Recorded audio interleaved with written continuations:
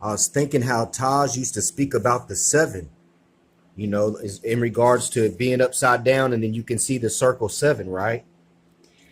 But in regards to the Masons or Albert Pike, he spoke of the yod, which is the upside down triangle that makes the seven because of the angle of the shadow.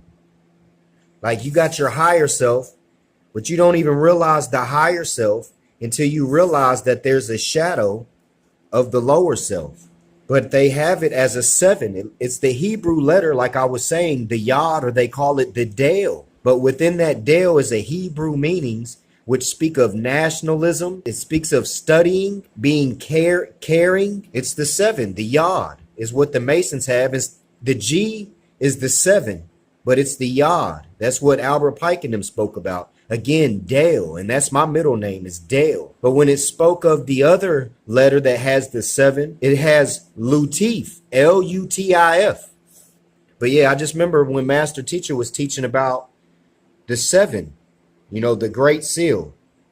But they have it upside down, but you don't even realize the shadow of the seven until it's upside down, until you realize the lower self. And then you got to control that lower self and stay in higher self.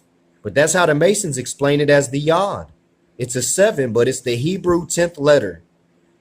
Nationalism, caring, studying is what it says. So honors the Master Teacher, man, Taj, Islam. Then when I speak of the Dale, I immediately think of valley, because valley means a dale. And then I think of the valley of the shadow of death. Then I think about the shadow of death, which is your lower self, which is also a dale. The European's going to have to look death in the face, the dale, which is the yod, the shadow of the lower self. You can only see once you realize that there's a higher self and lower self. But you don't realize the higher self till you realize the lower self. The ebb and flow, up and down, left and right, yes or no.